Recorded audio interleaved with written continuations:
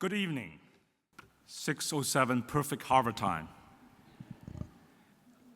Before I formally kick off this year's Harvard Horizons Symposium, which is fourth one, I have a confession to make. Thank you for your attention. When a research idea of mine is not working out, or when a decadent idea of mine is not being worked on, I find myself watching Harvard Horizon videos on YouTube. The scholarly presentations are not only inspirational, but they are very therapeutic. The passion and the vigor displayed in those videos really energized me, so I could go on like an Energizer bunny. But as I was watching this video again and again, which I did many times, I noticed a depressing correlation over the years. I found the more nervous, rambling I was delivering these opening remarks, the larger the size of the shining spot on my head. These are not very forgiving lies. Being a well-trained statistician, particularly from GSS, I know how to turn correlation into causation. So I've decided to cut my remark this year as short as possible in order to save some of my remaining hairs. And I thank President Faust and Provost Garber for helping me out because neither of them needs any introduction, so they won't get any. But I do want to take time, even at the risk of losing more hair, to thank 3 GSS alums, among many others, who really have made this symposium possible and successful. First and foremost is obviously Professor Hisa Kuriyama. Hisa.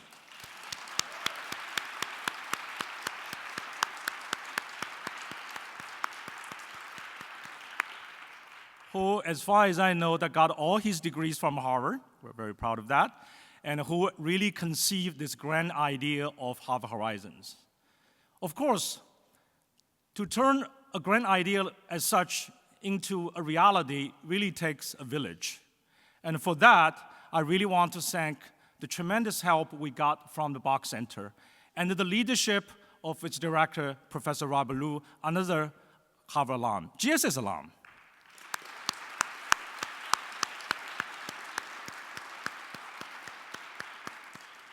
So now we have the idea, we have the human resource to do that, but we still need the money. And for that, I need to thank my classmate and occasional rival. If you don't know what I mean, watch last year's video, Professor Stephen Blythe, for his financial contribution to make this program possible. Now, Professor Blythe cannot be here tonight because he's actually busy investing for Harvard, investing money for Harvard, because he's also the president and the CEO of the Harvard Management Company. And I know this is a very stressful time, so my one piece of advice for him that if it's too stressful, watch some Harvard Horizon videos. So now I'm ready to formally kick off this year's Harvard Horizon Symposium with 2 words, President Faust.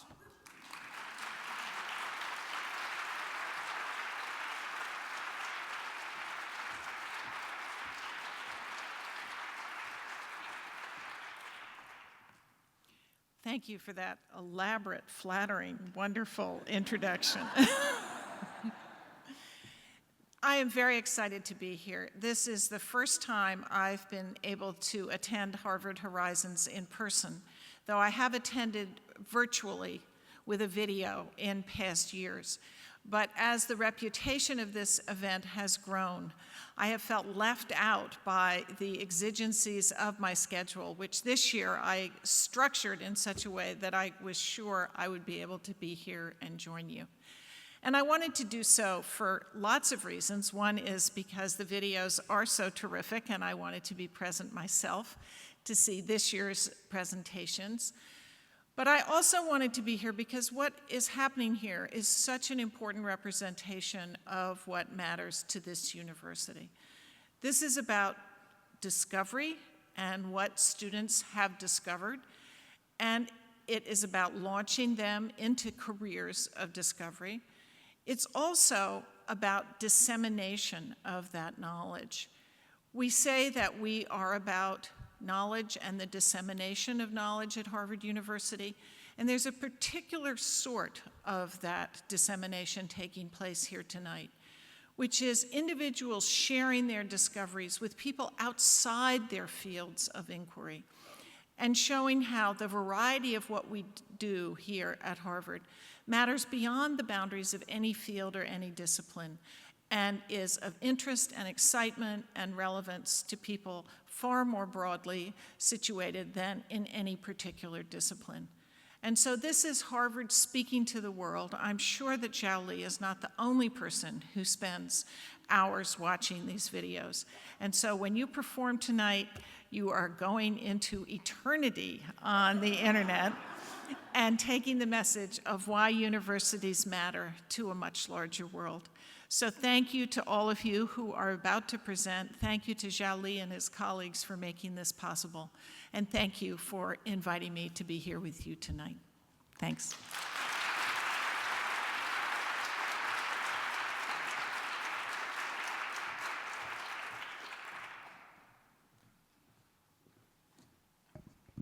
Thank you, President Faust, for putting the appropriate amount of pressure on all the scholars. And since I give the President such elaborate, kind introduction, I would give the same to our Provost Garber.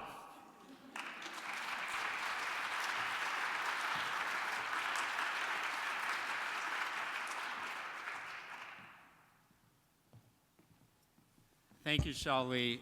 Let me add my welcome and my thanks to all the people who made this evening's event possible. This is, as Zhao Li mentioned, the fourth of these Harvard Horizons events, and every one of them has been a huge success. And as Drew was mentioning, this gets at the core of what we are as a university. Our PhD students represent our intellectual future as a university. If you're not in the field of one of our students, you don't get many opportunities to see what they're doing, to participate up close in the process of discovery that they undergo, that they drive forward, to see these young minds, well-trained, but continuing their training, tackle truly difficult, truly challenging problems. They work in libraries, in labs, in offices, in many, many different places throughout this campus. But to most of us, it's largely invisible. And even if we were present at the seminars where they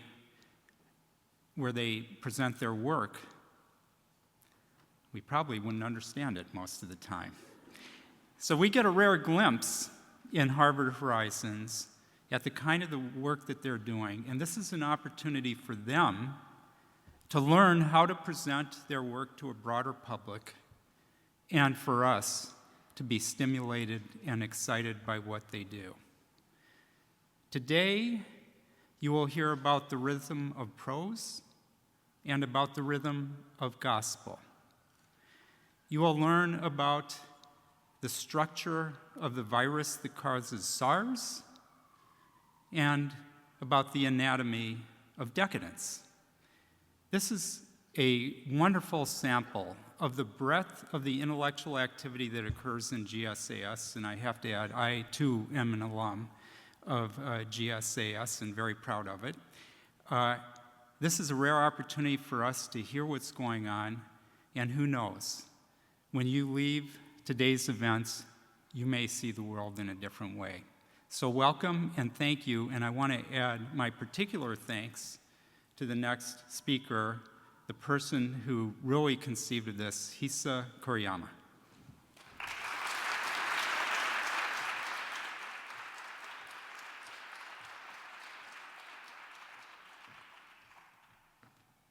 Is everybody ready?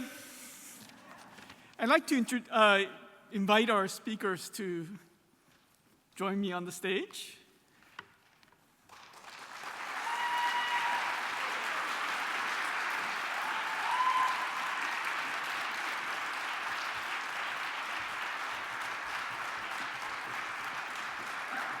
Now, all our scholars have worked very, very hard over the past few months to prepare for this event. And they're ready. They're smiling. They're bursting with ideas. But they're still a little bit nervous. So as I introduce them, I'd like to ask you all to encourage each of them by your heartiest, your most enthusiastic applause. So presenting them in the order in which they'll be speaking, Phoebe DeVries, Earth and Planetary Science.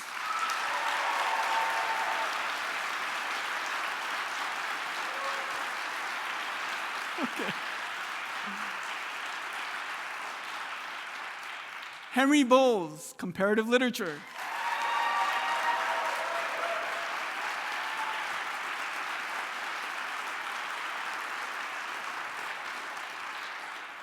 Ariel White, Government.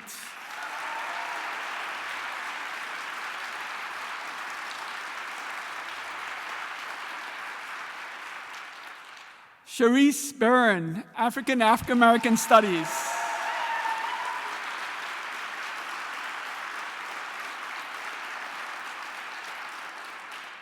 Carolina Salguero, Molecular and Cellular Biology.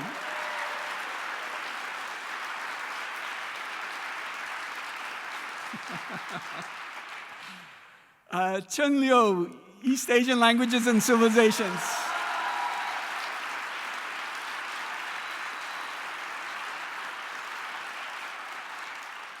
Ashley Anderson, Government.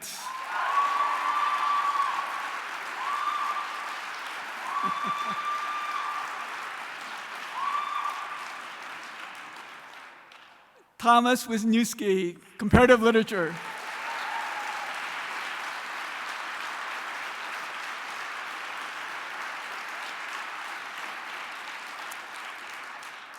So without further ado, we'll move on to our first speaker, Phoebe DeVries.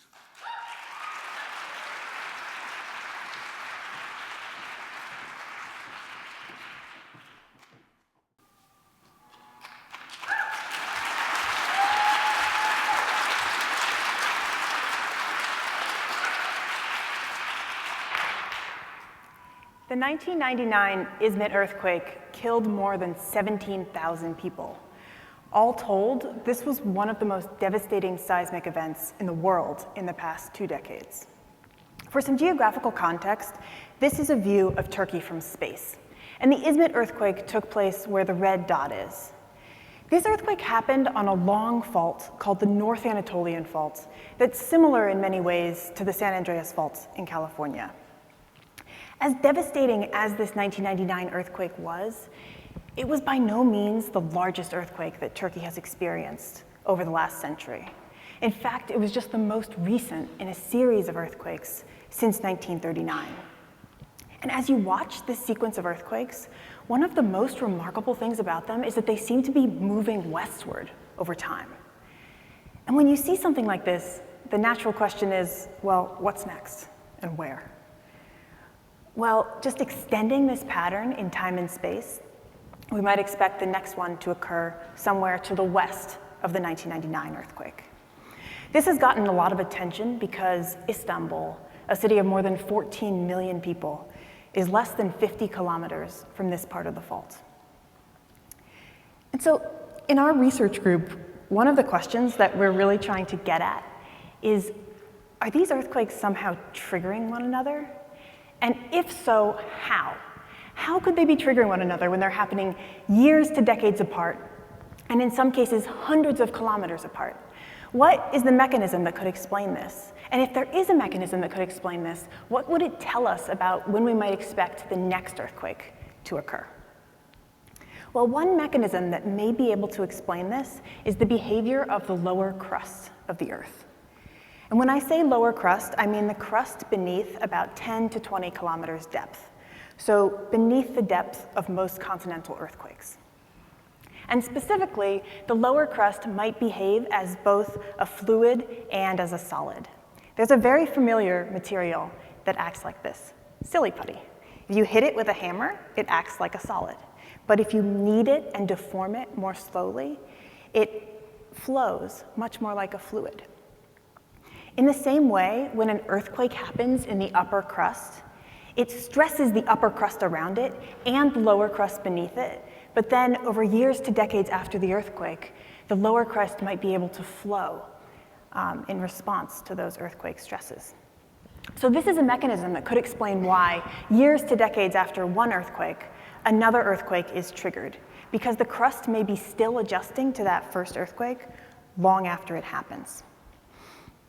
And so in my PhD, I spent 3 years working on a computational code to calculate the changes in the crust over time and the stress evolution in the crust over time after large earthquakes.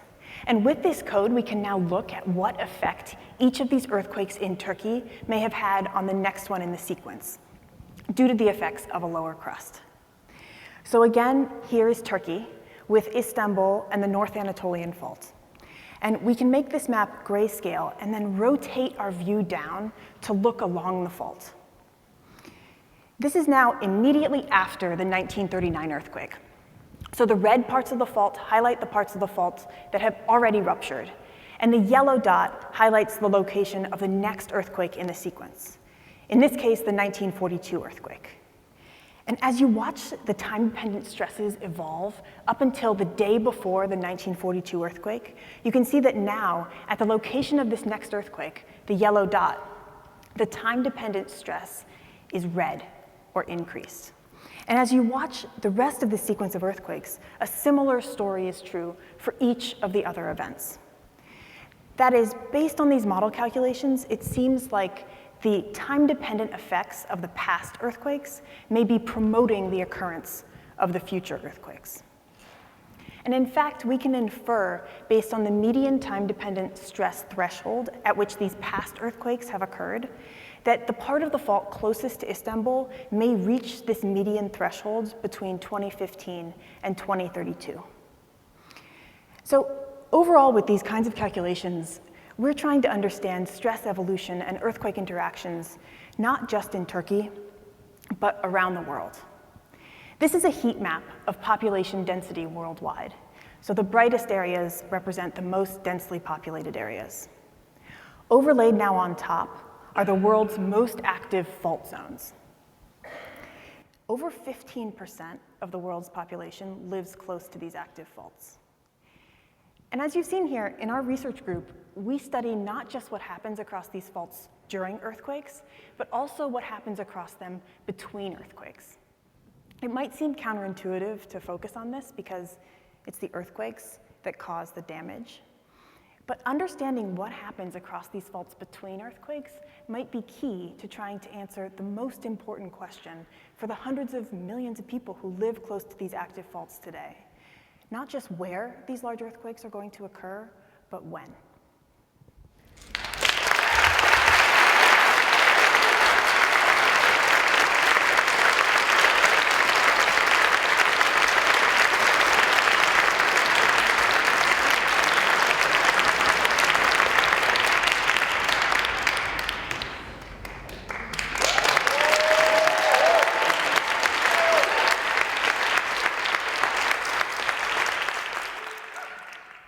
Must literature be ethical?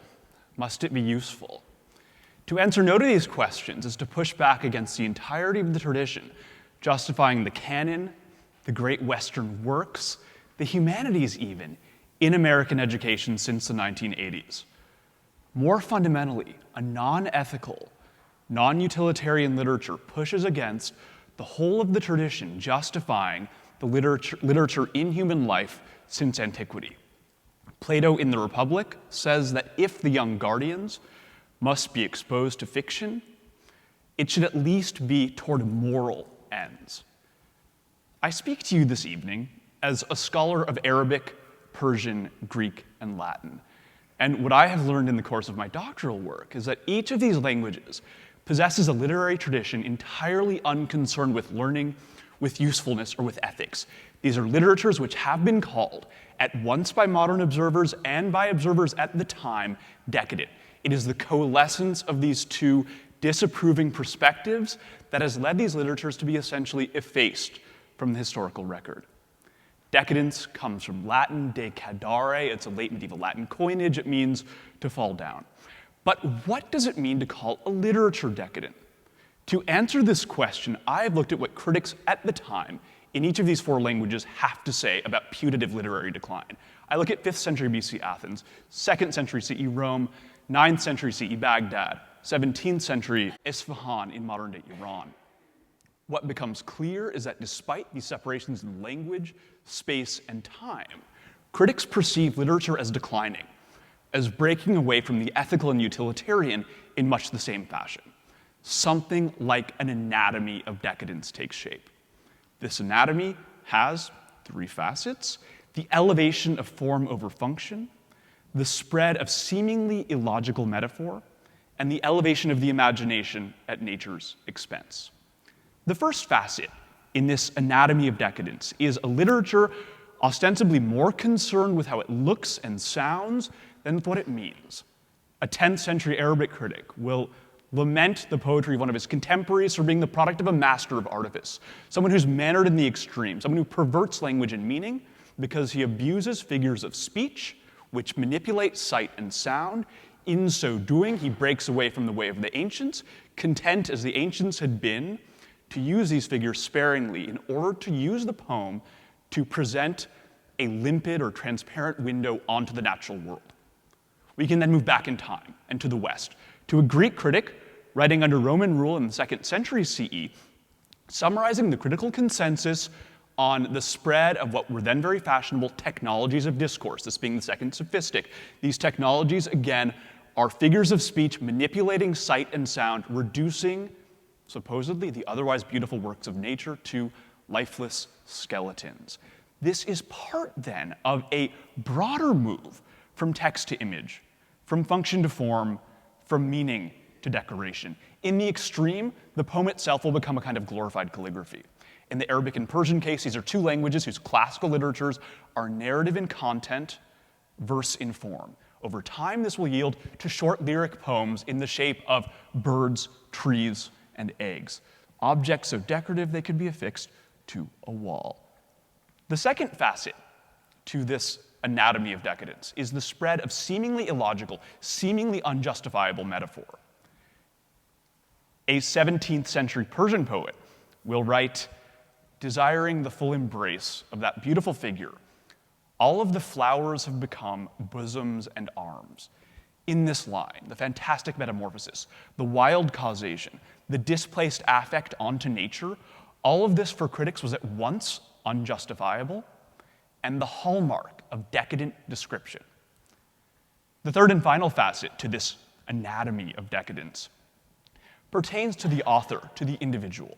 That is, critics see a writer less concerned with how the natural world strikes his or her physical eyes than with how it strikes and can be manipulated by his or her mind's eye.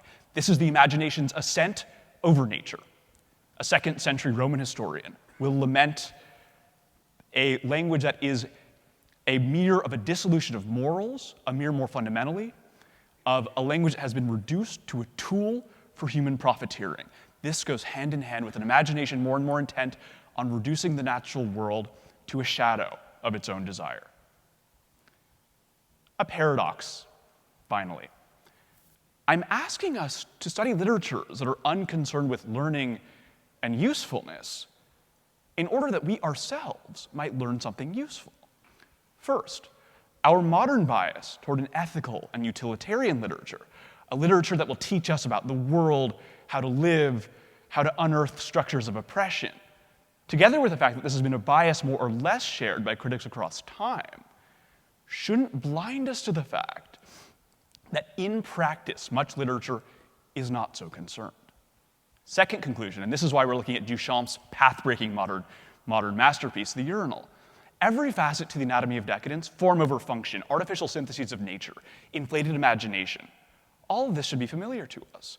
This is the stuff of modernism. It's the stuff of aesthetics in the West and now the world over since the 19th century. Modernism then may simply be decadence by another name. Or modernism happens when aesthetic developments historically taboo become accepted.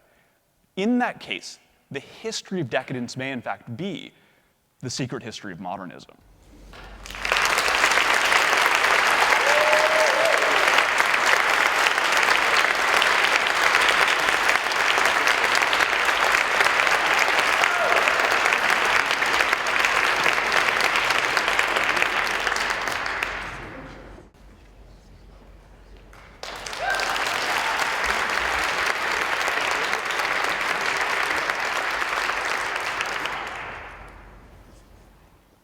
In the US, we send a lot of people to jail. Something like 11 million people pass through our local jails every year. This means that as a society, we're doing a sort of balancing act where we're implicitly weighing the perceived social benefits of these jail terms against the social and the individual costs that we see. What does jail time mean for someone's job prospect, for their family, for their engagement in the community, and so on? My work as a political scientist aims to measure another effect of jail sentencing, and that's on political participation. I've been asking whether sending people to jail, even for short periods for relatively minor crimes, can make them less likely to vote in future elections. And further, I've been asking whether jail matters differently across race, given the very different incarceration rates we see for white and non-white Americans. Now, I'm not talking here about people who have been legally disenfranchised because of a felony conviction. I'm talking about people who have spent a few days or weeks behind bars over a misdemeanor crime, something like drug possession or shoplifting, and who then stop voting either because their view of government has been dramatically changed by the experience, or because their life circumstances have been so changed that voting falls by the wayside. So I've been asking how often people stop voting because of these short jail terms. But how do you study something like that? We could start by comparing voting rates among people who have been to jail and those who haven't. But you might already be thinking, people who get sent to jail differ from those who don't in a variety of ways, right? So how do we know that jail is what's causing the difference in voting rates and not education or income or any number of other things? And social scientists have tools to deal with problems like this.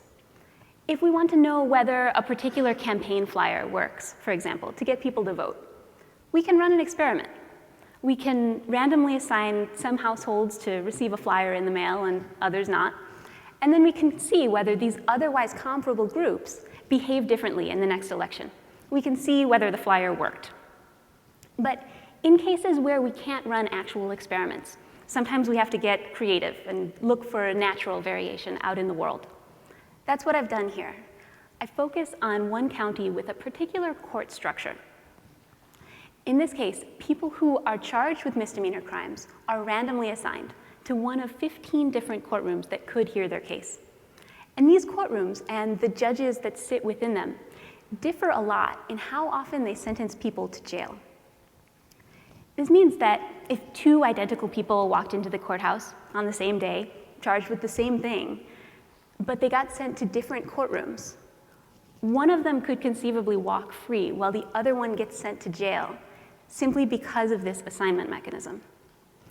So you see how this feels a little bit like the experiment I just mentioned, right? There's a part of people's jail sentencing that's being driven not by their personal characteristics, but by chance, by the luck of the draw. And this is surprising, and it's interesting on its own.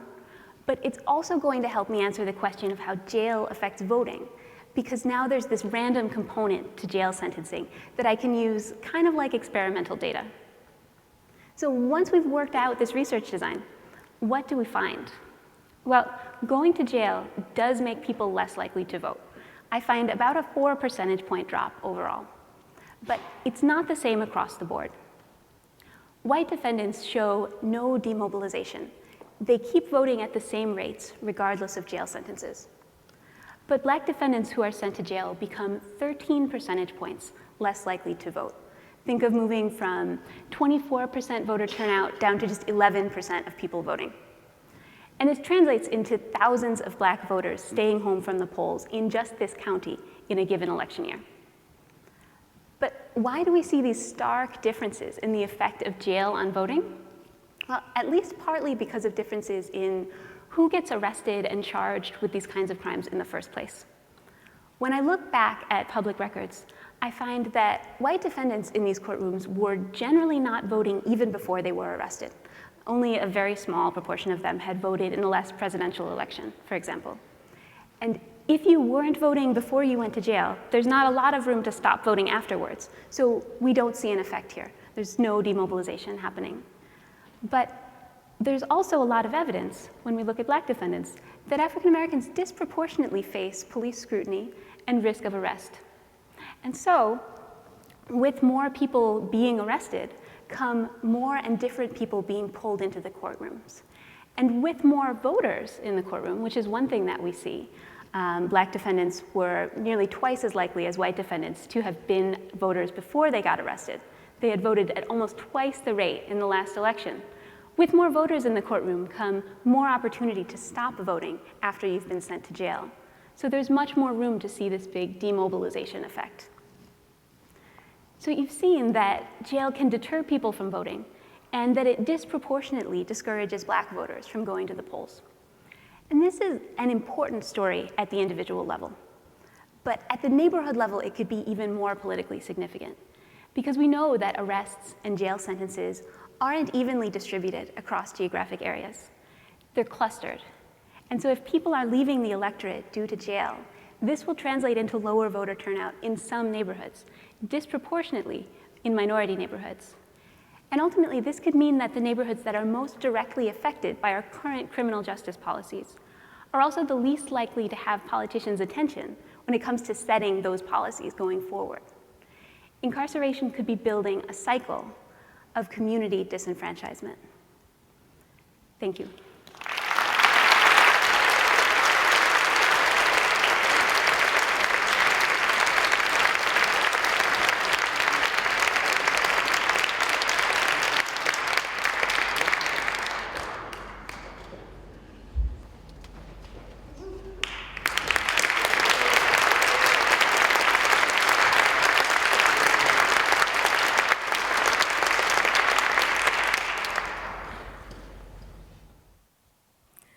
Gospel music is Christian music that employs popular and folk music forms to praise God, reinforce Christian texts and principles, or facilitate encounter with God. As a scholar of African Americana, religion, and ethnomusicology, or the study of music and its culture, I study Black gospel music, or gospel music primarily performed by Black Americans. Now, when most people think of Black gospel music, they probably envision a choir in a church, and the choir members are wearing robes, they're swaying from side to side and clapping their hands as they boisterously sing.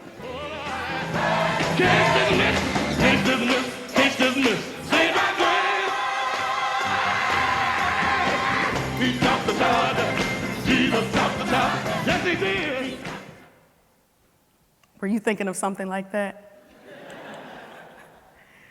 Well, since the 1990s, gospel music could just as easily look like gospel artist Kirk Franklin and his group of singers sporting urban casual wear, doing hip-hop dance moves, and singing about the return of Christ as the coming of a revolution.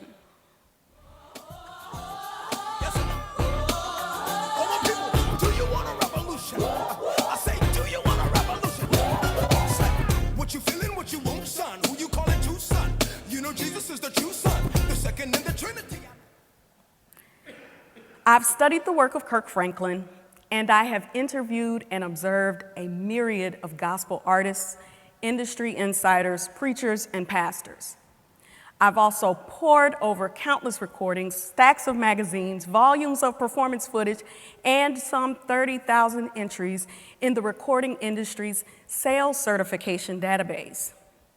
My research shows that the performance practices and sales successes of artists like Kirk Franklin are so different from what came before that they represent an entirely new era in gospel. I call this new time period, beginning in 1993, the platinum age of gospel. I know. I've dubbed this period the platinum age to recognize succession from gospel's golden age and to acknowledge consumers' increased acceptance of a more commercialized representation of gospel. During the platinum age, a number of the national Black gospel artists worked very hard to incorporate popular culture, not just in their music and lyrics, but also in their fashion, their rhetoric, and their performance styles. I know it's very easy to say this is nothing but a marketing ploy and a watering down of real gospel just to garner mainstream sales. But beyond the increased commercialization, something else is happening. Gospel artists were actually responding to a significant theological shift that had taken place among the leaders of prominent Black churches. Now, my use of the term piety is what I use to describe the vast network of behaviors and practices that signal devotion to God. And historically, gospel artists were expected to display their piety. And they were to display this piety by their conspicuous adherence to various prohibitions enforced by the leaders of these prominent Black churches. Well, by the Platinum Age, many of the leaders had relaxed a great number of these prohibitions, especially restrictions against integration with contemporary culture. So in the Platinum Age, gospel artists could collaborate with pop stars, make movies, record romantic songs, and even wear trendy body-conscious clothing and still enjoy access to prominent Black church platforms. Well, the consumers responded favorably as well. During the Platinum Age, no less than 24 different Black gospel recordings achieved platinum sales, or sales of at least 1 million units. Now, before the Platinum Age, it was rare for a gospel artist, a Black gospel artist, to achieve platinum sales. So 24 different platinum selling projects in the 20-year period between 93 and 2013 is staggering. Now, today, gospel artists continue to employ various aspects of popular culture in their music and performances, but sales have declined.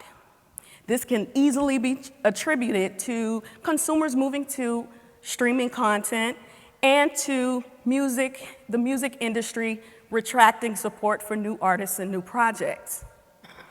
As the music industry continues to adjust to the phenomenon of streaming content, one thing about gospel music remains certain. Gospel music has, and it will continue, to provide markers of social and theological change among Black American Christians.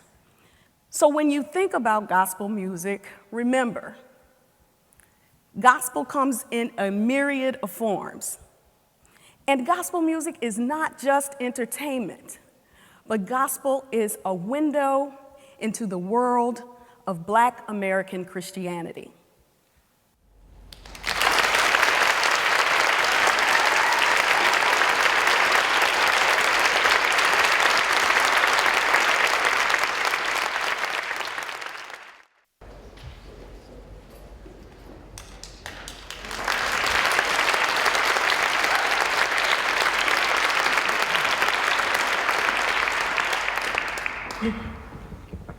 I am extremely grateful to be here today. This talk is dedicated to all the young Latinos and Latinas out there who dream of becoming scientists, to those who want to use research as a tool to cause social impact. I want to encourage you all to dream big, to do what you love, and to follow your passion wherever that may take you. Most people perceive viruses as silent, invisible killers. that cause epidemics and pandemics worldwide. Yet viruses are only invisible to the naked eye. Advances in microscopy have allowed us to observe what viruses look like in 3 dimensions. But if we want to dig in, if we want to visualize the details of the components of viruses, we have to open up our toolbox and combine virology with biochemistry, biophysics, and all the techniques in structural biology. Over time, we have learned that viruses are composed of the same building blocks of living cells. But unlike cells that use their proteins to perform all the functions that either keep a cell alive or eliminate a cell that is sick, viruses use their proteins to hijack the cellular machinery so they can reproduce themselves and continue infecting other cells. So it's no surprise that viral proteins are the current targets of our antiviral therapies. However, viruses like HIV are capable of modifying these proteins over time, which can cause patients that are in single antiviral therapies to become resistant to treatment. So scientists have begun looking for an alternative target, something that is so essential to the survival of the virus that it cannot change rapidly over time. And that could be RNA. RNA is like the cousin of DNA. They're both made out of similar building blocks. They both carry genetic information. But for the most part, RNA is like a message from DNA that has been translated in a language that the cellular machinery can read to produce a protein. But what's important here, what makes RNA an alternative target for antiviral therapies is its structure. Unlike DNA, which is only found in double-stranded helices, RNA has the ability of folding itself into complex structures, and these structures themselves perform functions that are essential for the cell. So some viruses have uptaking RNA as their genetic material and use it not only to carry their genetic information, but also to use the structures within to co-opt the machinery of the cell. It's been known that some viruses that use RNA as their genetic material produce a specific ratio of proteins, and maintaining this ratio is absolutely essential for the survival of these viruses.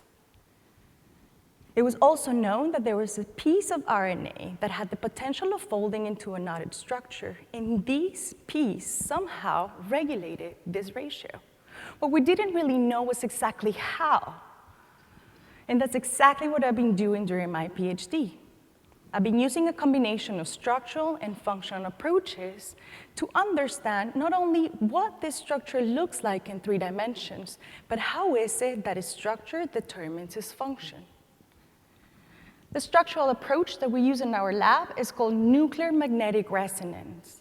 And this tool allows us to obtain atomic information so we can create 3-dimensional models of how molecules look like in solution.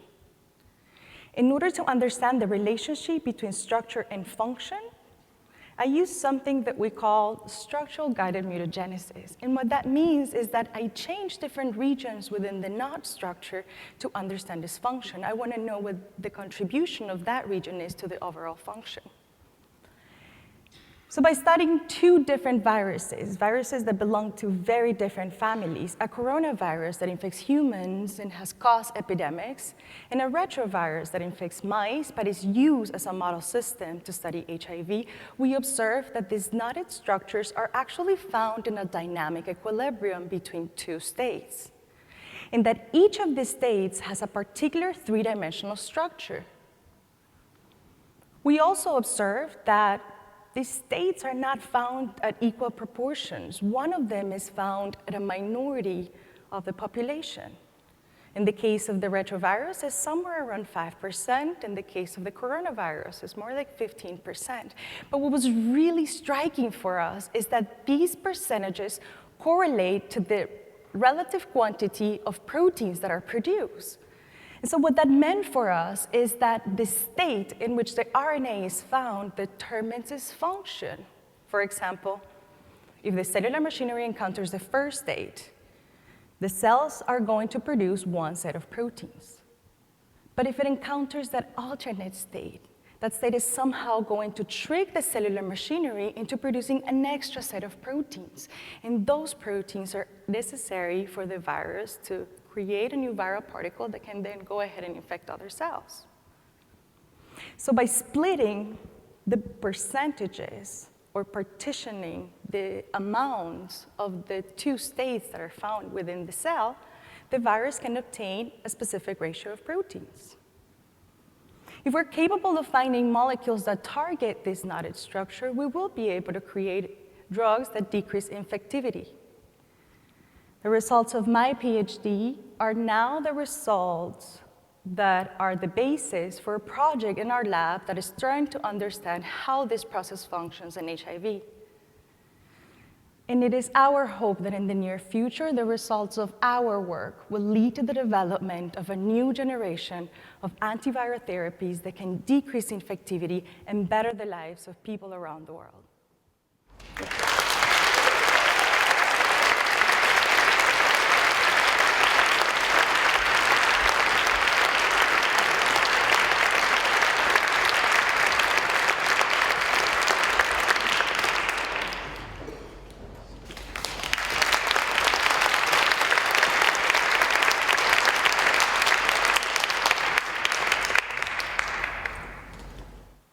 I noticed that some of you are jotting down notes on the brochure or on your phones, or were you texting?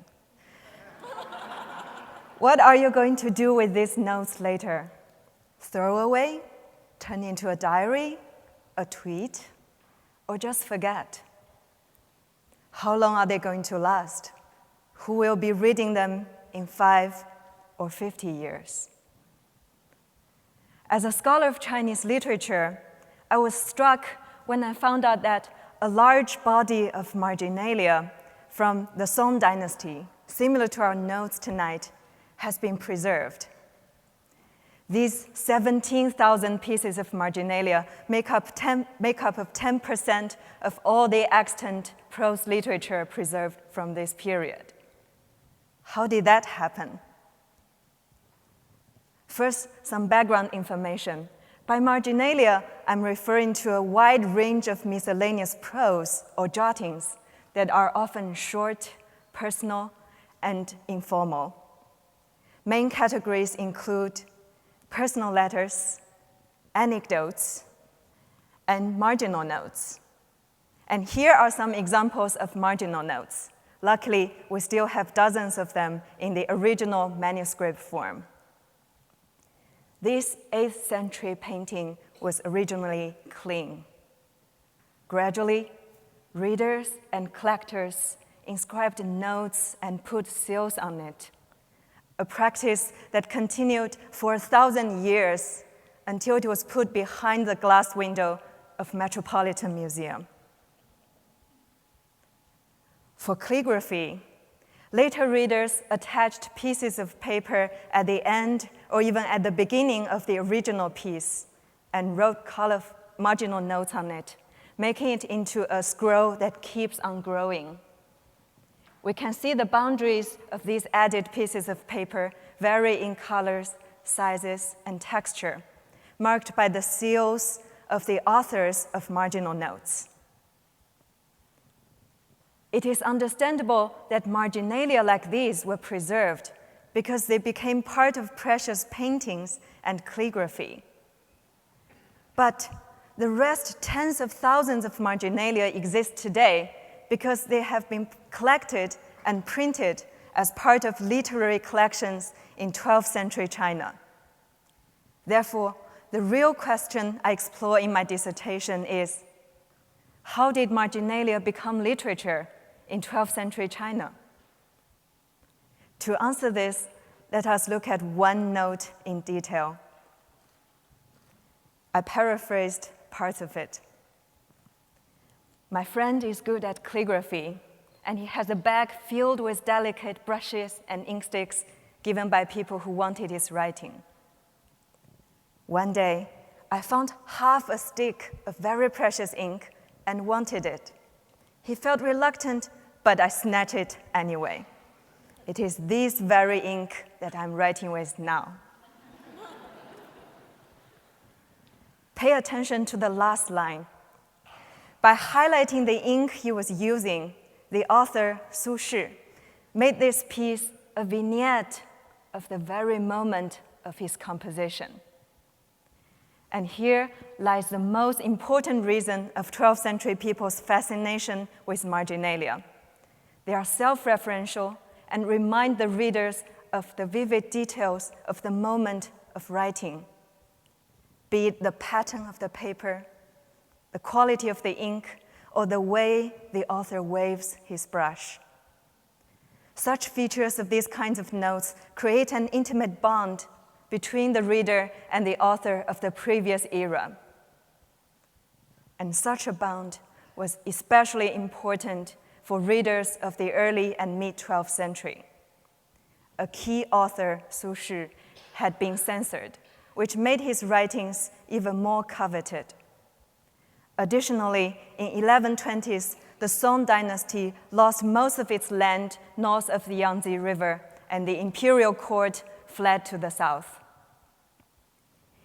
In the wake of the loss of the northern capital, these marginalia served as nostalgic mementos of the glorious literary culture of the lost North. These factors, coupled with fierce competition among publishers to produce the most complete literary collections in print, led to the flourishing of marginalia culture and their establishment as new literary genres. Now, why is the story of marginalia from 800 years ago important for us? First, it reminds us that literary categories are constantly shifting. Literary values and even the very definition of literature were formed in specific historical context. Concepts and objects often gained new value and meanings that were drastically different from what was conceived for them. And it is these values, as recognized and projected by later people, that made them last. But ultimately, this is a story about what is ephemeral and what is long-lasting. These marginalia survived because 12th century people appreciated the value of their transience. With this in mind, you may want to pause a second when you throw away your notes or post something to the cloud. Sometimes ephemeral words outlive us.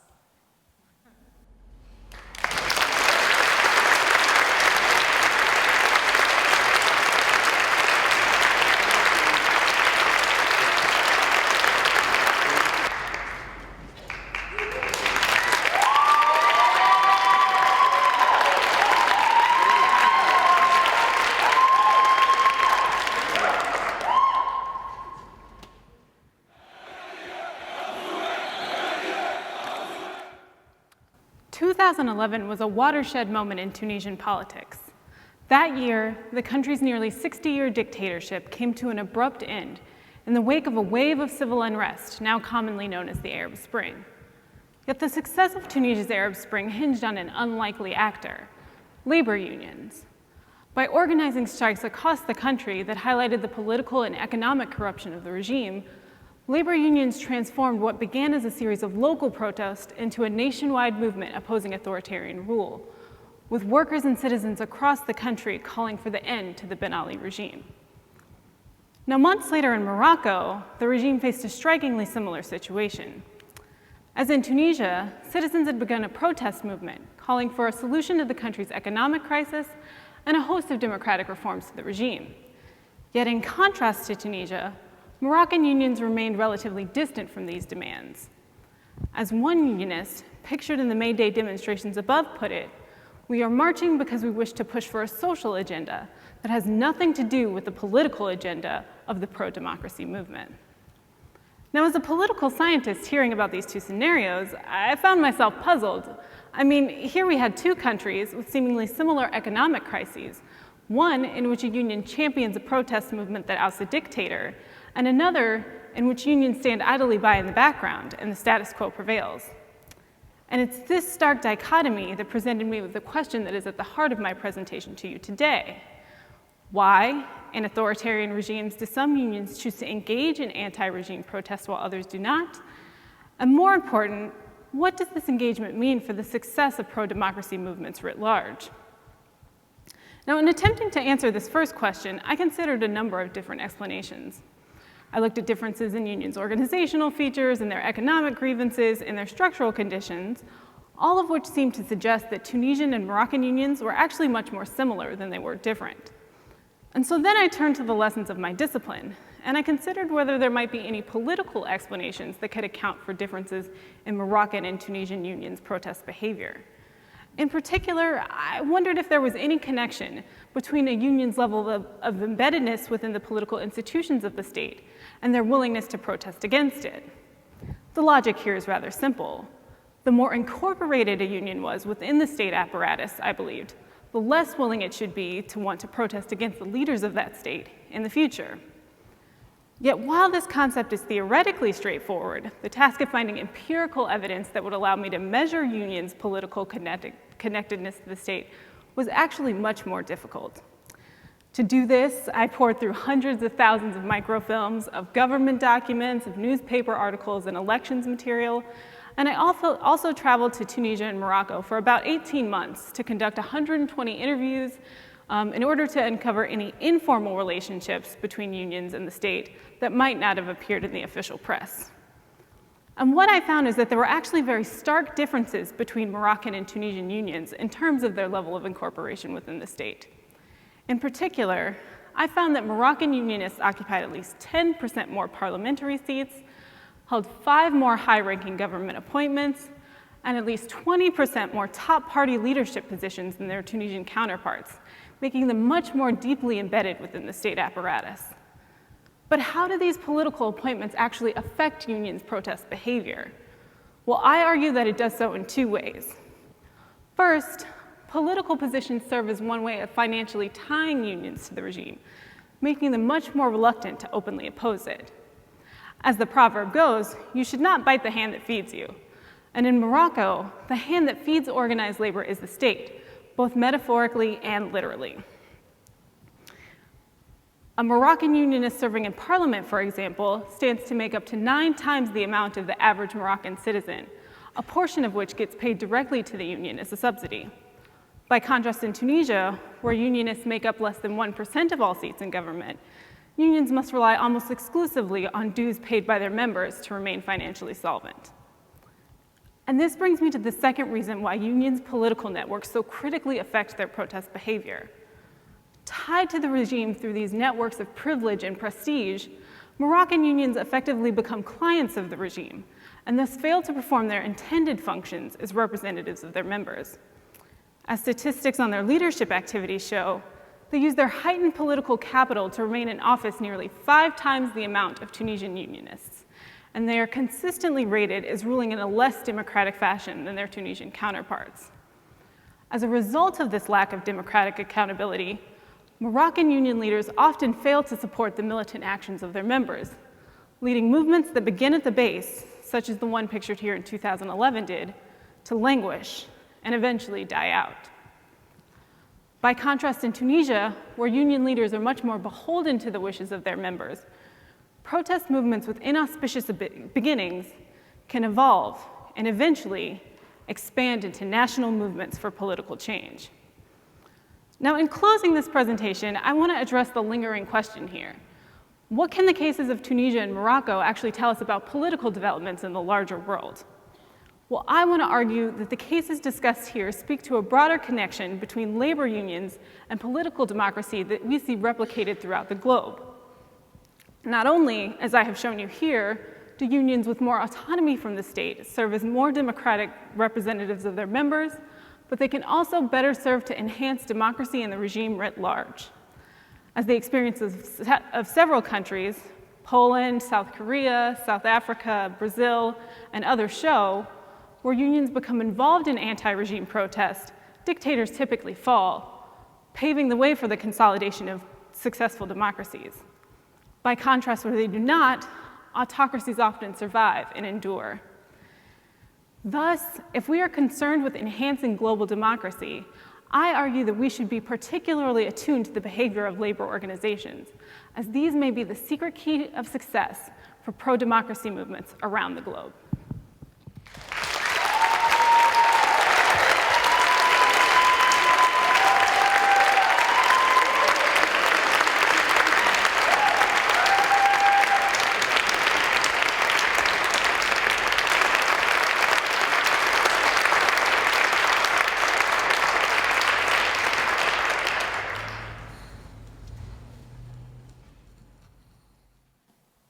Rhythm, 2 syllables, strong, weak. In prosody, which is a study of rhythm in language and literature, the word is what we call a trochee, stressed, unstressed. Now, if I were to repeat this word in succession, rhythm, rhythm, rhythm, rhythm, rhythm, I would establish a pulse, or a beat, or a groove, or what we call in music and poetry, a meter. The word rhythm comes to us from the Greek, rhythmos, meaning measured flow, repetition in time or space of an action, or regular repeated pattern of sound or movement. And this idea of flow, of alternation, repetition, and pattern is central to understanding how rhythm works in language and in the world. Rhythm is familiar to us because rhythm is body. Any action we perform with any degree of regularity produces rhythm. When we walk, when we run, when we sing, when we dance, when we swim, when we ride a bike, when we breathe, when we dream, we do so rhythmically. Alternation, pattern, flow. Rhythm is intrinsic to all of the arts and flows across the arts, including the 3 forms that I specialize in: literature, music, and dance. As a comparatist, I work across languages and cultures and media, and as a scholar of the comparative arts, what unites all that I do is the study of rhythm. The steps of a dance, the meter of a song, and the rhythm of a poem all perform rhythm. When we think of rhythm in language, we return to some of our earliest experiences of language. A lullaby, for example. Twinkle, twinkle, little star, how I wonder what you are. There, too, we have a trochee, strong, weak, twinkle, and 4 beats or 4 feet in a meter called trochaic tetrameter. When we think of rhythm in literature, we think of poetry. Shakespeare, for example, Sonnet 73, one of his best. The first quatrain reads, "That time of year thou mayest in me behold, when yellow leaves, or none, or few, do hang upon those boughs which shake against the cold, bare, ruined choirs, where late the sweet birds sang." The meter there is the opposite of trochaic, iambic, weak, strong, and we have not 4 beats but 5 in a meter called iambic pentameter. Repetition, meter, rhyme, and therefore rhythm. T.S. Eliot had the idea that a poem or a passage of a poem may tend to realize itself first as a particular rhythm before it reaches expression in words. He's speaking here about the creative process of composition, but speaking too to the idea of poetry as a vocal art, the idea that the poem is a score for voice, and that a poem has 2 lives, one on the page, one when read aloud. How else to read poetry but syllable by syllable, word by word, line by line? And when we read poetry, we pay an intense attention to its rhythm. But what about the rhythm of prose? Why, when it comes to prose, do we do almost the opposite? We scan prose visually, superficially, for information, for content, for idea, without paying any attention really at all to the sound that the words make and the rhythm that those words produce. Is prose somehow inferior to poetry? Well, the poet Coleridge certainly thought so. He says, "I wish our clever young poets would remember my homely definitions of prose and poetry. That is, prose is words in their best order, poetry, the best words in the best order." Now, if that's true and prose isn't the best words, it follows that it really makes no sense to pay attention to the rhythm of those words. But prose, even badly written, has a rhythm, And I would agree with A.M. Bell when he says that in every sentence, however uttered, there is a rhythm. There's a rhythm in that sentence, in the sentence I'm saying now, and the sentence I'm yet to speak.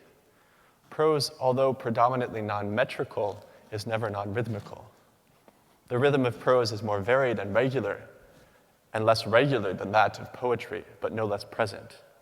An absence of meter does not mean an absence of rhythm.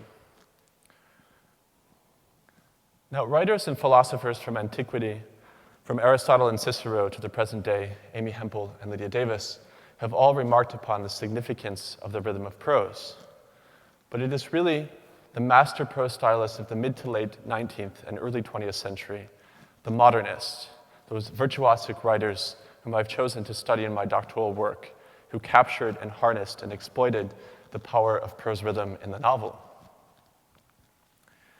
Gustave Flaubert, as he was writing Madame Bovary, spoke of hearing pre-verbal rhythms. He believed that a passage of prose should be just as sonorous, just as rhythmic as any line of poetry. Virginia Woolf, as she was writing one of her most experimental novels, The Waves, said that she was writing not to a plot, but to a rhythm, that she was writing prose yet poetry, collapsing that binary distinction or opposition between prose and poetry that the modernists successfully and forever did away with. An example from her earlier novel, To the Lighthouse, when Woolf has her protagonist, Mrs. Ramsay, put the children to bed, Woolf does not write as a lesser stylist might have, she closed the door. Woolf allows us to hear the door being closed. She writes, and let the tongue of the door slowly lengthen in the lock, a phrase that performs acoustically the seemingly prosaic action it describes. James Joyce, as he was writing his first book of fiction, Dubliners, would read aloud the stories to his friend Italo Svevo, the Italian writer, in Trieste, including the novella that closes that collection, The Dead, which contains some of the most exquisite prose ever written in the English language. As Joyce was writing Ulysses, the Oxen of the Sun episode of Ulysses, he was reading George Saintsbury's A History of English Prose Rhythm, 1912. Now, I mentioned Joyce, Saintsbury, and reading aloud because I believe if we're serious about studying the rhythm of prose, we have to be serious about studying orality, which means working not only from texts, but from performances and recordings of texts and transcriptions of those recordings. This is a challenge to prosody as traditionally practiced, which assumes that there's a single scansion of a poem or a passage of prose, a definitive reading. I'd like to close with an example from one of my case studies on the work of the Danish writer Karen Blixen. Blixen considered herself a kind of modern Scheherazade. She was famous for reading her work aloud on the radio and on tour, including the 1959 tour she made to America when she visited Radcliffe. On that occasion, she read from her first book of fiction, Seven Gothic Tales, an excerpt entitled The Wine of the Tetrarch. And here we have the very last passage from that excerpt, and I'll visualize for you some of the rhetorical rhythmical effects in the prose, including alliteration and anaphora, repetition, and parallelism. Visualizing the text tells us something, but the eye alone cannot tell us all that we need to know when it comes to rhythm. So I'd like to take a short excerpt of that passage and have you listen to a recording of Blixen performing that text. As you listen, focus your attention on the grain of her voice, on the cadence of her sentences, on the breath and pause she makes between those sentences, on the crescendo and emphasis she places on the obvious repetitions of the monosyllable name and the proper noun Barabbas, a dactyl, strong, weak, weak. And in so doing, I think you'll have an embodied experience of rhythm. So here is Blixen from an archival 1959 recording kept in the Woodbury Poetry Room. My name, he said. Do you not know my name? My name was cried out on Friday last, all over Jerusalem. Barabbas, they cried. Barabbas, give us Barabbas. My name is Barabbas. That name will be remembered. With these words, he walked away. Hearing Blixen read that passage aloud makes rhythm audible and draws the attention of our ears to the acoustics of her voice and the rhythm of her prose, otherwise overlooked by the eye and forgotten on the page. An attention to rhythm is an attention to beauty. Thank you.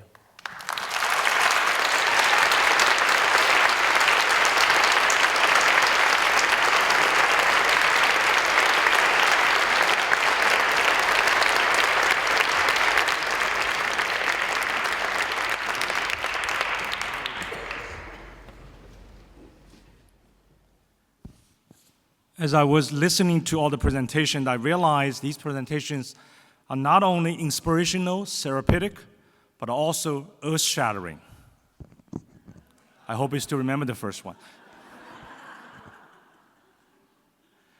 Now I have my great pleasure to introduce Dean Smith.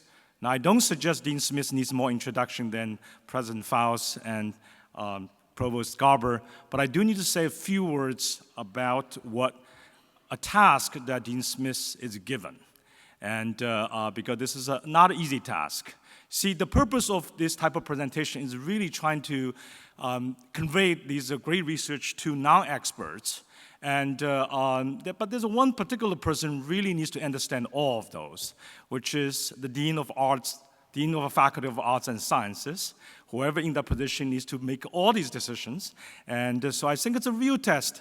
We will see that how much you have done to really convey that he can summarize well. So, and after that, we will be able to applaud you because we still have this real test. So, Dean Smith.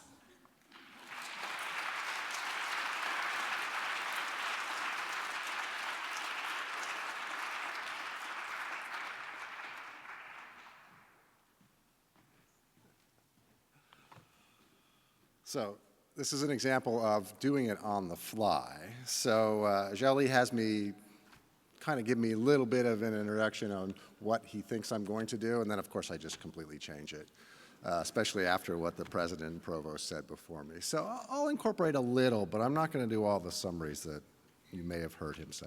Let me first of all just add my thanks to Zhao and to Hisa for the amazing job that they've done here. Hisa, of course, for his incredible efforts and his vision that has made what many of us thought was a fantastic idea into a reality that is affecting so many people.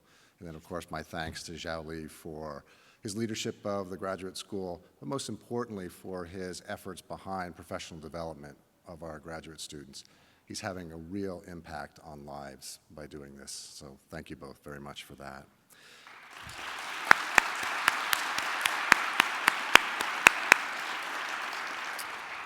So now, of course, let me thank the current Horizon scholars here. As you heard, you are the fourth class, but those were first class presentations. So thank you very much for that.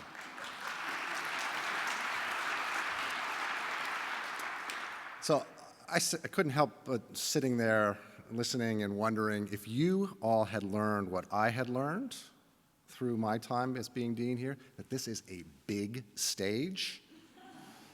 Where am I supposed to stand? Am I walking around enough? Am I where I'm supposed to be? All kinds of questions flashed through my mind when up here. I thought each of you did fantastic.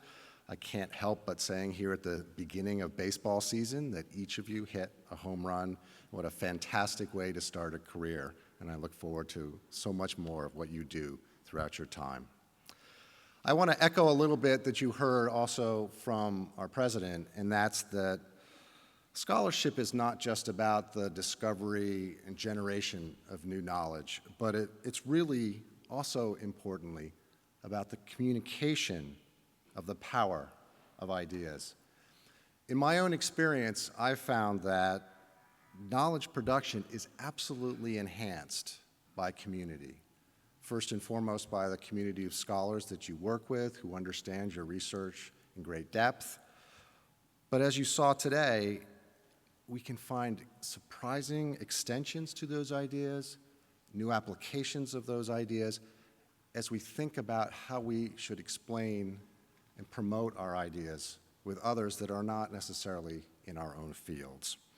And I think that became extremely obvious to me as I was listening to one of these talks.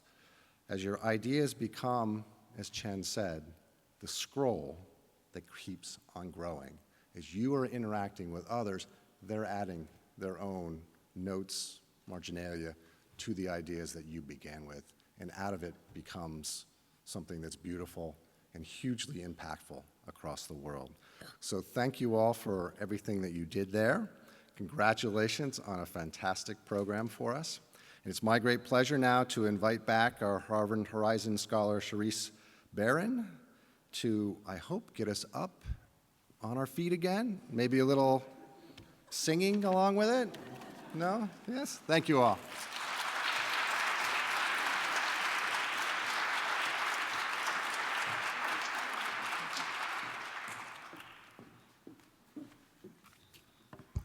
Thank you, Dean Smith. I'm not here to make you sing, but I'm here to thank you and to also tell you about our journey to tonight. First, on behalf of the 2016 cohort of Harvard Horizons Scholars, I would like to say thank you to Dean Mung, to Dean Thomas, Sheila Thomas, and to Professor Kuriyama, and to all of the Harvard Horizons Committee that made this such a marvelous opportunity for us all. We would also like to collectively thank the Harvard Horizons faculty fellows who advised us, and the Bach Center mentoring team, namely Sarah Jessup, Lindsay Lohi, Marlon Kuzmic, and especially our fearless leader, Pamela Pollock. Thank you. Can we celebrate them?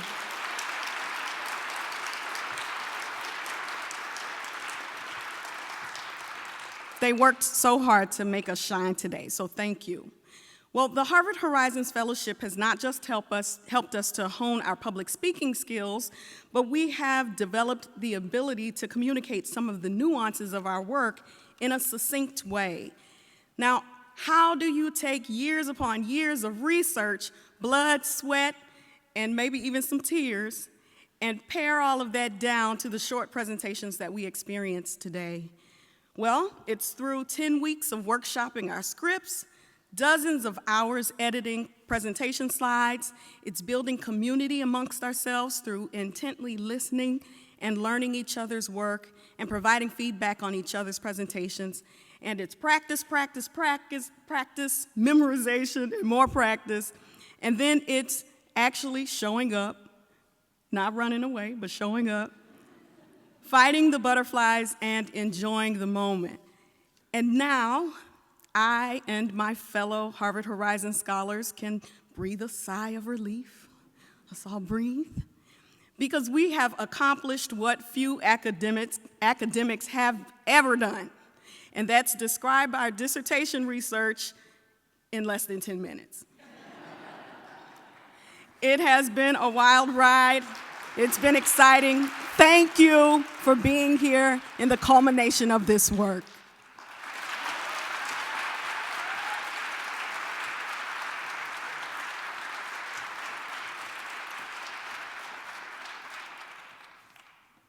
Now I'd like to invite all the Harvard Horizons Scholars 2016 on the stage.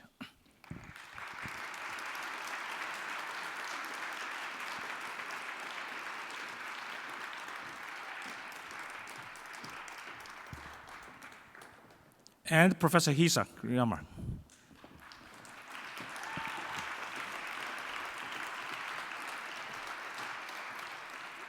I'm going to stand, you can stand there. So, I think it's a time for us to thank all the speakers, as well all the people behind to make all this thing possible again.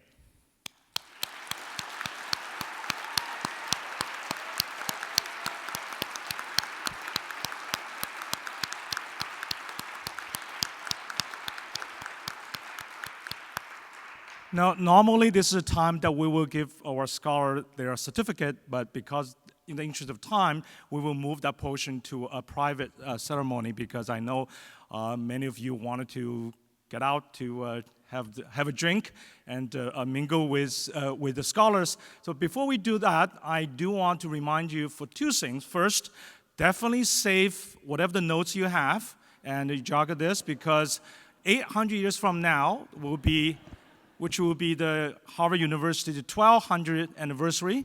At that time, your offspring will be able to sell this on eBay for enough money to endow a chair in your honor. Number two, that we will be offering lots of good drinks, good food, but I want you to drink responsibly, that afterwards, if you need to drive, call Uber. So we want to make sure you can vote this year. Thank you very much, and I see you in Horizon 5.